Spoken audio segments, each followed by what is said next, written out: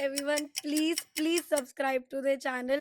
जो मेरा first year था ACCA की ग्रोथ में, I was not aware of exemption. There was this time जब मेरा एक एग्ज़ाम क्लियर नहीं हुआ था एंड दैट बट देन जब वो मेरा पेपर नहीं निकला, आई थिंक उसके बाद something shifted in my head and something shifted in my exam strategy. Okay, so let's welcome भूमिका टू द पॉडकास्ट, जिनकी आज हम जर्नी रिकॉर्ड करने वाले हैं और बहुत मज़ेदार बातें इनके साथ करेंगे। तो प्लीज़ वीडियो को देखना एंड तक। So let's welcome. हाय भूमिका, कैसे हैं आप? Hi sir, I am good. आप कैसे हैं? मैं बिल्कुल ठीक हूँ। भूमिका, हमारे जो दोस्त हैं, हमारे सब्सक्राइबर्स जो हैं, आप इनको ये बताइए कि कैसे आप, सबसे पहले तो ACCA में कैसे आप आए, और what started your journey, what inspired you, and what all has been, और उसके बाद फिर हम आगे चलते हैं। बताइए। Okay, so basically like everyone says that CA tough है, तो इससे बेटर कि let's just move on to ACCA। Well, my motive was slightly 2% this, but 98% was I was focusing कि I think ACCA has a potential to grow. उस time पर no one knew about ACCA। Everyone like अगर आप किसी को बताओगे भी कि I am doing ACCA, so everyone had to ask कि why are you doing ACCA, what is ACCA। तो मेरे को मेन ग्रोथ प्रोस्पेक्ट दिखा ACCA के अंदर कि in next 5 years ACCA will grow much more. So that was my main focus. चलिए, इसके ऊपर भी मैं आता हूँ कि how ACCA is going to grow much more. But कोई था मेंटर या गाइड इस तरह का जिसने आपको बताया हो इसके बारे में, या फिर सब गूगल सर्च के थ्रू आप आगे बढ़े थे? मेरे इंस्टीट्यूट में एक सर थे, लाइक मैं 12th की कोचिंग में, तो उन्होंने सजेस्ट किया था 2-3 प्रोफेशनल कोर्सेज लाइक ACCA और आपका CA हो गया, CMA हो गया। But then I did all Google research and everything, तो फिर मुझे ACCA आउट। ओके, सो अब आपने जस्ट क्लास 12th पास करी, एंड उसके बाद फिर आप ACCA में आ गए। So you started from the foundations level, या फिर आपने कुछ एग्जाम्शंस के लिए अप्लाई किया था? So how how did all that, कैसे हुआ वो सारा चीज़? जो मेरा फर्स्ट ईयर था ACCA की ग्रोथ में, I was not aware of exemptions. Okay, and then what I did was I studied all my subjects, but then I opted exemption for 2 subjects, that is your BT and corporate law. Okay, तो आपने 2 subject की exemptions ली हैं। ठीक है। सो अभी आपका skill level पूरा हो चुका है एंड प्रोफेशनल लेवल में हैं आप, और आप you are also student mentor with a very reputed brand. तो उसके बारे में, उस जर्नी के बारे में थोड़ा सा आप हमें बताइए कि कैसे आपकी स्किल लेवल की जर्नी, पहले तो ये बताइए कि स्किल लेवल की आपकी जर्नी कैसी रही? लेवल की जर्नी में I have face lots of ups and downs. मतलब देयर वाज दिस टाइम जब मेरा एक एग्ज़ाम क्लियर नहीं हुआ था and that demotivated me a lot. उस टाइम पर ना something like I changed my whole exam strategy.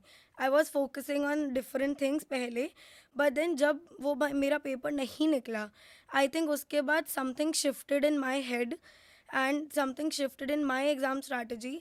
फिर उसके बाद I think collectively every exam went well, और फिर वही कंसिस्टेंसी एंड प्रोस्पेक्ट उसको रखते हुए माइंड में आई अच्छा, हैव मैं डन बहुत स्किल सारे लेवल। ऐसे स्टूडेंट्स को, बच्चों को जानता हूँ जो क्या करते हैं, एक एग्ज़ाम 2 एग्ज़ाम दे करके एंड देन दे थिंक कि यार ये भी वैसा ही है, तो they shift to something else. जैसे कि वो बोलें कि यार चलो चल के MBA करते हैं। तो व्हाट केप्ट यू गोइंग, कि नहीं यार, अगर 1-2 एग्ज़ाम ऊपर नीचे हुए भी तो भी you just kept on going, और अभी आपने प्रोफेशनल लेवल का एक एग्ज़ाम भी क्लियर किया है। So tell us about that, what keep kept you going and what genuinely what keeps you going?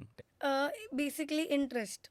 मतलब ACC के अंदर जो हमारा फाइनेंस एंड कॉस्टिंग है ना, लर्निंग एवरी न्यू एस्पेक्ट कि फाइनेंस के अंदर क्या चीज़ें होती है in your practical life, plus costing आप कैसे हर चीज़ को एनालाइज करते हो, तो वो चीज़ मुझे बहुत इंटरेस्टिंग लगी। And every time when I was doing a new subject, it kept me motivated कि I am learning something new. It's not like कि मैं कुछ सिमिलर पढ़ रही हूँ। Maybe there are many courses जहाँ पे सिमिलर चीज़ें होंगी, बट ACC के अंदर the things are much more crispier and much more smarter. तो थ्रू आउट दिस जर्नी उसका इम्प्लीमेंटेशन भी मैंने अपनी प्रैक्टिकल लाइफ में देखा है। So that is why it just made me कि हाँ, करना है तो। एक बहुत इंपॉर्टेंट पार्ट आता है जब स्टूडेंट अपनी जर्नी शुरू करता है ना, तो पेरेंट्स जो होते हैं वो क्योंकि बिकॉज ऑब्वियसली वो पेरेंट्स 60s में 70s में पैदा हुए, 90s में जाके उन्होंने अपना करियर शुरू किया, और तब तक ACCA का कहीं नामो निशान नहीं था इंडिया के अंदर तो नहीं था। Obviously globally it was doing very well, but India के अंदर इतने लोग नहीं करते। तो हाउ चैलेंजिंग वाज दैट कि आप अपने पेरेंट्स को कैसे कन्विंस किया आपने कि यार मुझे ये एक चीज़ करनी है जिसके बारे में आपको कुछ भी नहीं पता? वेल ये वाली सिचुएशन मेरे पास ज़्यादा अकर हुई नहीं थी, बिकॉज़ मैंने जब रिसर्च करी एसीसी को लेके and then I asked my mother, तो उन्होंने भी यही ग्रोथ प्रोस्पेक्ट देखा कि ठीक है, अभी लोगों को इसके बारे में नहीं पता, बट आगे जाके डेफिनेटली इसकी ग्रोथ उन्हें भी दिखी, because even she is working in a corporate field. तो शी नोज़ कि हाँ, मतलब अगर कोई चीज़ अभी इतनी ज़्यादा प्रोमिनेंट नहीं है, बट वो आगे जाके होगी। उसमें मुझे कन्विंसिंग तो इतनी नहीं लगी, बिकॉज शी वॉज ऑलरेडी, और वो मतलब उनका बस यही मोटिव था, what ever you do just do your best, अगर तू उसमें खुश है तो फिर हमें कोई दिक्कत। In your case parents were very very supportive, but मैं एक यस। छोटा सा आपसे ये जानना चाहता हूँ कि जो जिनके माँ बाप नहीं इतने सपोर्टिव हैं, जो कि ट्रेडिशनल कोर्सेज की तरफ ही जा रहे हैं, तो उनको आप क्या बोलें, क्या बोला जाए? जैसे मेरी एक पुरानी वीडियो है कि this will convince your parents, but आपका नज़रिया जानना चाहता हूँ मैं, आपका पॉइंट ऑफ व्यू कि आप क्या बोलेंगे कि यार ये बोल दो, दो तीन चीज़ें बताइए कि आप ये बोल दो तो आपके पेरेंट्स जो हैं दे विल अग्री। ओके, तो समटाइम्स ना parents might get a little कि हाँ, मतलब आप ट्रेडिशनल कोर्सेज पर जाओ, बट आपको खुद के लिए लड़ना पड़ेगा। मतलब you will have to take a stand for your self कि हाँ, अगर मैंने ये चीज़ डिसाइड करी है, first of all you need to be firm about it, कि अगर आपने एसीसी प्लान किया है, then it means you are going to complete it with your 13 exams. ठीक है? और अगर आप वो चीज़ करने के लिए रेडी हो, और अगर आपका माइंड मेकअप है, तो I think you can convince your parents easily. And main चीज़ आप यही बोल सकते हो अपने पेरेंट्स को कि ग्रोथ है, plus your big fours are hiring ACCAs आज की डेट में, एंड केपीएमजी भी बहुत बल्क में हायरिंग कर रहा है अभी एसीसीए को लेके, and then even the salary is good, you can travel outside. अब सीए के अंदर आपका मेनली इंडियन में फोकस रहता है, बहुत सारे स्टूडेंट्स हैं, तो चाहे उनके पास एक्सेसिबिलिटी ना हो, बट मैनिफेस्टेशन तो हमेशा, like you should keep doing, you never know what might come true. कुछ भी आपकी अपॉर्चुनिटी एकदम से टेक ऑन अ हिट हो सकती है, कि अगर आपने इसी से कर लिया, आपको एकदम से कुछ भी ग्रोथ प्रोस्पेक्ट मिल सकता है, तो आप उसके लिए भी कन्विंस कर सकते हो कि मेरे को एटलीस्ट बाहर भी रिकग्निशन मिलेगा, प्लस इंडिया के अंदर। So it's not just pertain to your Indian reputation, but plus 180 plus global countries में आपको मिलेगी, तो फिर वो चीज़ अच्छा, आप स्टूडेंट मेंटर भी हो, राइट? तो ये बताओ कि जब बच्चे आपसे जो क्वेश्चंस पूछते हैं, तो किस तरह के क्वेश्चंस आपके सामने बच्चों के आते हैं? ज कुछ क्वेश्चन मतलब एक कुछ एग्जांपल्स बताओ, किस तरह जनरली सबसे ज़्यादा क्वेरीज क्या आती हैं? जनरली सबसे ज़्यादा क्वेरीज तो मुझे मेनली जैसे कि यही आएंगी कि B com plus A C C A कर लूँ, या फिर should I go for B B A plus A C C A, then I think B M S plus A C C A. तो मेनली क्वेश्चंस यही आते हैं, plus कि exemptions, should I go for exemptions और not, क्योंकि there are many students जो अब 10th standard के बाद भी ए सी सी ए में एनरोल कर रहे हैं through their F I A route. तो उन लोगों को ये भी एक क्वेश्चन रहता है कि अगर हम एफ आई ए रूट के थ्रू एनरोल कर रहे हैं, सो कोई उससे इशू तो नहीं होगा। तो मेनली तो मेरे पास यही सारे इश्यूज ठीक है। आएंगे। सो अब एक छोटी सी चीज़ और, ये बताओ कि अब आपका क्या प्लान है? अभी आपने प्रोफेशनल लेवल का एक पेपर क्लियर कर लिया है, विच इज़ AFM आपने क्लियर किया, which is one of the guys, this is it is one of the toughest subjects. तो definitely she is a very smart and intelligent girl, although she is been getting offers, but she is been very inclined for student mentorship, student and even पढ़ाती भी है ma'am. But ma'am ये बताओ आप कि अब क्या प्लान है? अगले 3 सब्जेक्ट्स आपके बचे हुए हैं, एंड इसके बाद क्या सोचा है आपने? What are your plans ahead? और I think being a student mentor has given me too much, एक वो होता है ना एक्सपोजर टुवर्ड्स द स्टूडेंट्स, कि how they are struggling in the same field where I was back 2 years। तो वो चीज़ I think I never want to stop being a student mentor.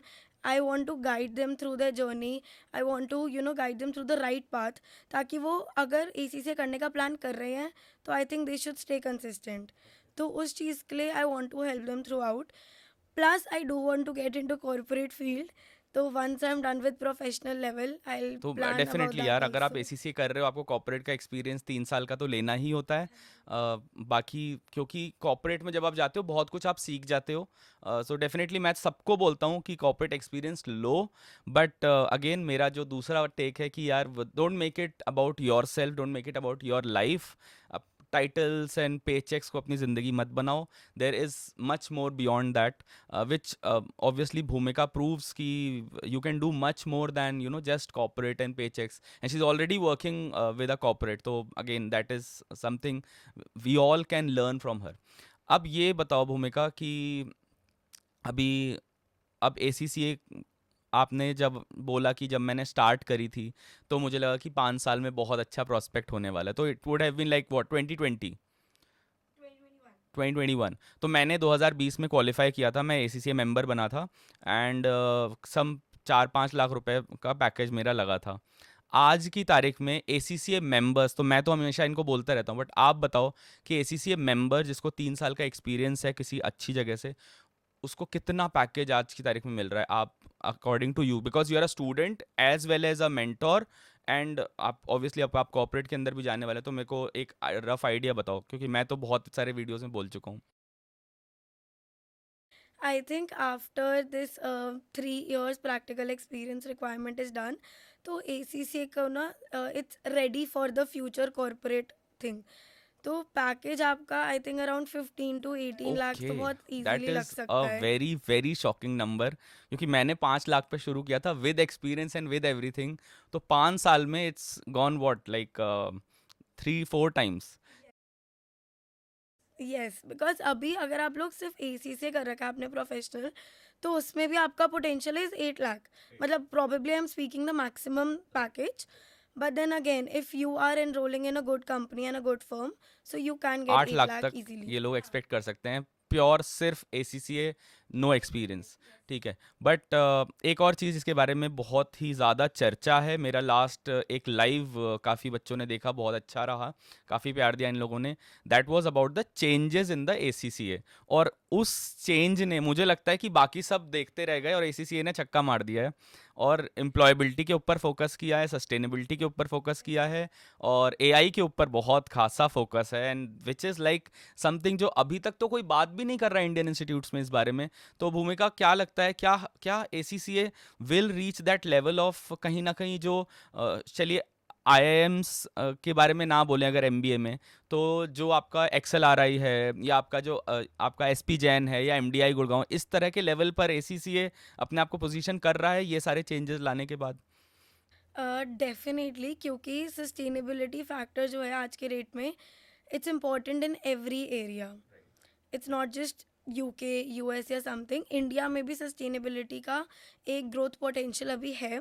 And I think ACCA ने out of the box जाकर एकदम से ये changes लाए हैं, so that every student who is studying ACCA is also focusing on the sustainability factors. तो वो चीज़ भी बहुत इंपॉर्टेंट थी, plus your AI. I think मेरे पास स्टूडेंट्स का काफ़ी ये भी क्वेश्चन आता है कि will AI tech up the accountants job and everything. तो आई थिंक एसीसीए ने ना उस पर भी बहुत फोकस किया है। I also attended there was this finance, like कि बेसिकली फाइनेंस और अकाउंटेंसी आपकी एआई से टेक ओवर हो जाएगी। So I also attended a panel discussion of ACCA.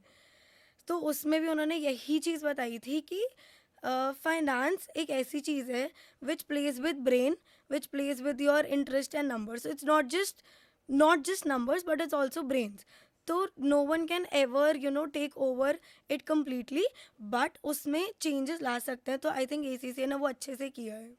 अब जो चेंजेस आए हुए हैं, तो बेसिक बेसिक चेंजेस यही है कि आपके नंबर ऑफ जो सब्जेक्ट्स हैं पी लेवल में वो कम हो गए हैं, तो अब 12 सब्जेक्ट्स टोटल हो गए हैं। हाँ, 12 11 या 12 हाँ सब्जेक्ट्स जी, हो गए थे, 11 एग्जाम्स। 11 एग्जाम्स और हो आपका गए। नॉलेज लेवल में लॉ को ले आया गया है, एंड बीटी जो है उसको हटा दिया गया है। साथ में आपको हर एक लेवल पर सर्टिफिकेशन दे दी जा रही है, विच इज़ डिप्लोमा, प्लस एक एम्प्लॉयबिलिटी का मॉड्यूल लेकर के आए हैं।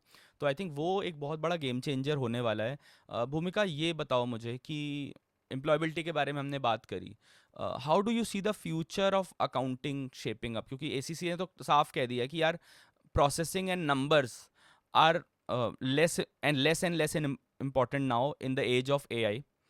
बट तो हाउ डू यू सी कि अकाउंटिंग कहाँ जा रही है अगले 10 साल में? हम एज एन अकाउंटेंट क्या काम कर रहे हैं? Anything that from a student perspective I want to know, क्योंकि आप एक स्टूडेंट भी हैं, स्टूडेंट मेंटर भी हैं। तो I want to know from your perspective हम अगले 10 साल में जा कहाँ रहे हैं, क्योंकि ये चीज़ असेस करना बहुत ज़रूरी है। जो बच्चे आज घुस रहे हैं एसीसीए के अंदर, उनको ये असेस करना बहुत इंपॉर्टेंट है कि वेयर दे आर हेडिंग अगले 10 साल में। तो please your take on that.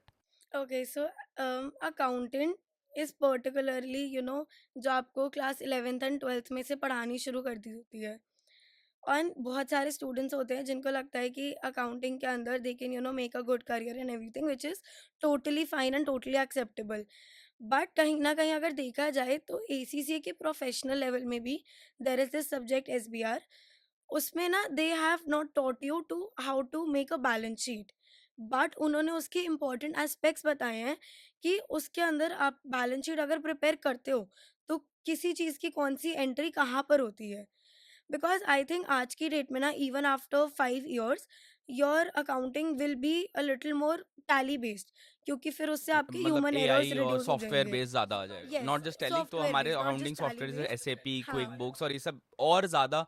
And मैंने देखा कि इवन क्विक बुक्स अपने में एआई लेकर के आया है।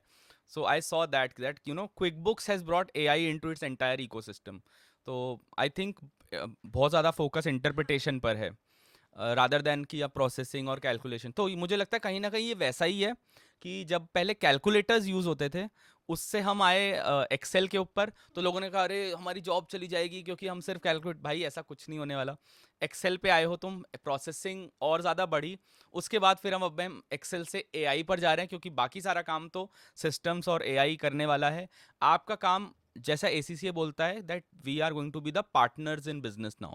The accountants and the CFOs are going to be the partners in business rather than just being a clog in the wheel. We are going to, advise CEOs. Very important. तो चलिए, let's move from your favorite topic to some other topics. ACCA से move करते हैं बाकी accounting degrees के बारे में, बाकी अकाउंटिंग क्वालिफिकेशन। तो कुछ ऐसी क्वालिफिकेशंस हैं इंडिया में जो बहुत ही अच्छा कर रही हैं, they are coming up very well. One of them is CMA US, है ना, क्योंकि अफोर्डेबल है फर्स्ट ऑफ ऑल।